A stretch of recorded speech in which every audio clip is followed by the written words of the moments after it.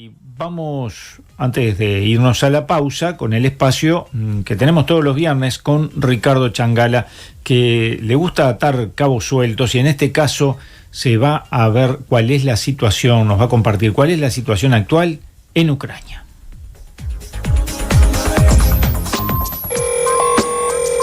Atando cabos.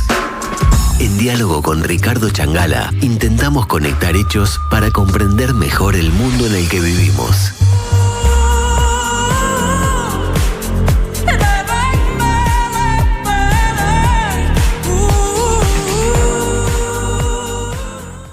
Bueno, allí estamos viendo unas imágenes, drama ucraniano, y estamos en contacto, como cada semana, con Ricardo Changala. ¿Cómo estás, Ricardo? Muy bien, Álvaro, y espero que tú también estés bien y la audiencia. Lo que están muy mal son los ucranianos, francamente. Sí, sin La, duda. la idea de este espacio hoy es tomar este tema porque por distintas razones, por otros conflictos en el mundo muy importantes y cosas que veremos ahora, ha como perdido peso en la noticia internacional y en algunos países directamente ni se habla. Y puede dar la impresión de que no está pasando nada, y en realidad está pasando muchas cosas, y desde las Sí, distintas usted perspectivas que sabe uno que puede... Dale. seguramente tú lo vas a estar comentando, ¿no? Pero hoy veía, previo a que empezáramos la charla, que el Parlamento ruso, por unanimidad, ratificó el tratado estratégico con Corea del Norte y decidió aumentar un 30% el gasto militar para el próximo año. ¿Es así? ¿Esos datos son correctos? Sí, son correctos, pero no solo por el tema de Ucrania, sino en general por toda la panorámica de la Federación Rusa. Justamente, este tema, este conflicto en Ucrania, que no es el conflicto de Ucrania, ahora lo hablaremos, eh, puede tener distintas perspectivas. Yo en este momento creo que lo que corresponde es iniciar por observar el drama de la gente y lo difícil que está siendo la situación para estas personas que viven en ese país, ¿no? Y otras que se han tenido que ir. Creo que comenzaría por ahí, sin perjuicio que hacer algunos comentarios de geopolítica y otros temas.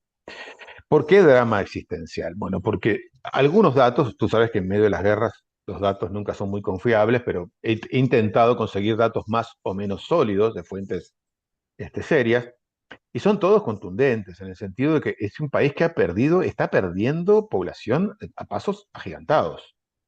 El último censo que hizo la Unión Soviética, que fue en el año 90, Ucrania tenía más de 50 millones de habitantes. Ahora tiene algo más de 30. Miremos los números, ¿no? En 2 años ha bajado de 40 y pico a 35 millones de los datos que se conocen.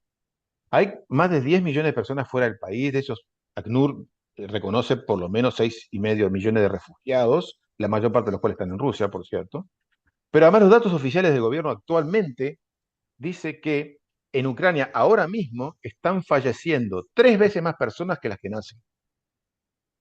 Ah, Por lo tanto, si a eso le sumás las bajas cotidianas en el frente de guerra, que es imposible tener datos precisos, eso es imposible, pero si uno cruza toda la información, mínimamente están muriendo entre 1.000 y 2.000 bajas, no necesariamente son muertos, pero heridos y muertos por día del lado ucraniano. También mueren rusos, por supuesto, y también mueren de otros claro. países porque están llegando a pelear ahí Ucrania de otros lugares. Pero bueno, estamos hablando de Ucrania. Pero cuando mira todo este panorama, realmente la situación es dramática en lo poblacional.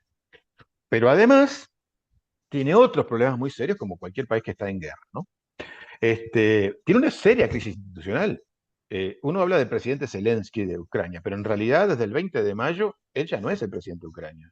No ha renovado mandato, no ha habido elecciones, no hay ningún mecanismo por el cual se le haya renovado. Es un presidente en ejercicio. Desde el 20 de mayo, jurídicamente no es el presidente ucraniano. Pero lo mismo pasa con los diputados, los legisladores, que también dejaron de serlo formalmente desde el mes de julio a agosto. O sea, institucionalmente tienen un problemita. Pero además, los niveles de necesidad del ejército le va llevando a una leva forzada, circulan por internet múltiples imágenes y videos tremendos sobre cómo se recluta a las personas en Ucrania para ir al frente de batalla, bajando además las edades de requisitoria cada vez más, una economía destrozada y además ya es por todos conocidos que buena parte de los recursos ucranianos han sido entregados por distintos mecanismos a grandes corporaciones internacionales, sobre todo los fondos de inversión. Esto está expresamente dicho en la última propuesta que hizo Zelensky de su plan de victoria. O sea, si vos tomás todo esto, el tema es gravísimo. Ujú, ¿Quiénes son responsables de esto? Por supuesto que hay responsabilidades compartidas. En términos de la guerra, está fuera de discusión que la Federación Rusa invadió otro país. Eso es una violación del derecho internacional injustificable de donde lo quieras ver. Este, Aunque por supuesto que los rusos tienen sus razones para hacer lo que hicieron, pero en términos estrictamente, digamos, políticos y en cuanto a que son ellos los que están en la guerra terminando con la población ucraniana, eso también es así. Pero no es ujú, solo esa responsabilidad, porque los gobiernos ucranianos, no de ahora, sino desde el año 2014, están bombardeando su propio territorio. O sea, esta guerra nace en un territorio donde el Kiev, digamos, el gobierno central desde el 2014, cuando hubo un golpe de Estado, por cierto, cruento, donde murió mucha gente, están en guerra con la zona del Donbass, que es la zona del este de Ucrania, y ahí hay bombardeos y muertes de personas desde hace más de 8 años, 10 años en realidad. ¿Ah? Eso lo ha hecho antes de que los rusos ingresaran en ese territorio. Y por supuesto la responsabilidad muy clara de los países OTAN que han promovido, impulsado esta guerra, alentado, incluso cuando hubo un acuerdo de paz al mes de inicio de la operación especial, como le dicen los rusos, en febrero del 2022, al mes hubo un acuerdo que estaba firmado, que se celebró en Istambul. Las mismas fuerzas de la OTAN generaron las condiciones para que ese acuerdo no avanzara y se continuara con la guerra. De manera que ahí van a ser responsabilidades compartidas. ¿Cuál es el origen de ujú, esto? El origen fundamental en ese mapa que tenemos en pantalla. Ahí vemos el avance de los países OTAN. Los países ujú, OTAN que cuando antes de la caída de la Unión Soviética llegaban, básicamente nucleaba a países europeos de la zona del occidente, además de Estados Unidos, Canadá y otros países. Pero ha ido avanzando poco a poco. Incluso en ese mapa todavía falta agregar, porque es más reciente, Suecia y Finlandia. Entonces la Federación Rusa se ha sentido muy amenazada por el avance de esta alianza militar, que implica básicamente colocar misiles casi que en la frontera de su país, ¿no? Y por eso se han opuesto radicalmente que Ucrania ingrese a la OTAN.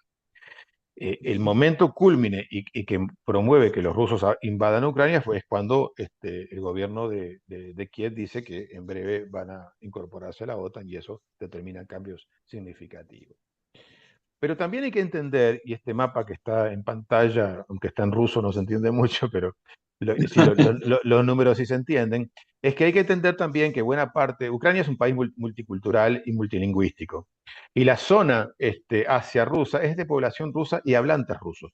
Cuanto más oscura es la imagen de los azules que tenemos ahí, son población de origen rusa y que hablan ruso. Y eso también es parte del conflicto, y la zona donde ha avanzado la Federación Rusa es zona que es muy proclive a la cultura rusa, se habla ruso y están mucho más cercanas a Moscú que el resto de Ucrania, ¿no? ujú, En el año 2022, hablando de lo territorial, que es clave aquí, en imágenes lo que tenemos en el color naranja es la zona del Donbass donde, como te contaba, estaban en guerra, ¿no? O sea, una parte del territorio se oponía a Kiev, porque justamente en contra del golpe de Estado que hubo en el 2014, ahí inició un movimiento autonómico de Lugansk y Donetsk, armado, y esta fue una guerra interna durante muchos años. Y lo que está más oscuro, más abajo, es Crimea, una zona, la península de Crimea, que ha sido parte de muchos imperios y gobiernos como toda Europa oriental en su historia, pero que en el 2014, como contexto del golpe de Estado que te mencionaba, etcétera, pasó a ser, digamos, a ser parte de la Federación Rusa. Pero si mirás ahora, hoy, en el 2024, eso es el color rosado, lo que está bajo dominio de la Federación Rusa. Como se ve, es mucho más territorio del que había en esa época.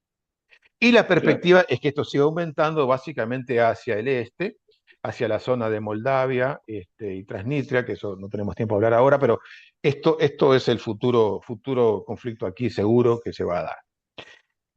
En ese escenario, entonces, con los dramas que no voy a hablar ahora de la parte económica y geopolítica, pero estamos hablando básicamente de la temática social y humana de Ucrania. La verdad que el futuro se presenta muy trágico.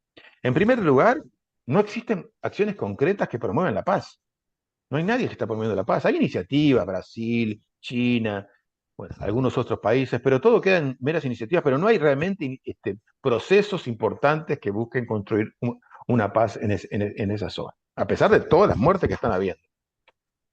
Zelensky, el actual presidente ucraniano, presentó hace unos días un plan que no se llama de paz, sino de victoria, de cómo ganar con una serie de propuestas que lo que hacen es profundizar la guerra. Así que para terminar esta aproximación a la realidad actual ucraniana, parece que se va a hacer realidad un aforismo que algunas personas del occidente vinculado a la OTAN algunas veces dijeron, de que esta es una guerra muy importante, hay que derrotar a Rusia de cualquier manera, y para eso pelearemos hasta el último ucraniano. Y realmente, así como está planteado, parece que el destino de Ucrania es seguir perdiendo población, seguir asistiendo a la muerte de muchas personas, y no se avisora realmente en el futuro cercano nada positivo para este país. Realmente un panorama trágico, Ricardo. Es así. ¿Nos reencontramos mucho antes de lo que la audiencia espera? No sé lo que espera la audiencia. Espero que el Ah, domingo yo podamos tampoco. conversar en el contexto de las elecciones nacionales allí. Exactamente. Allí nos reencontraremos. Un gran abrazo. Adiós.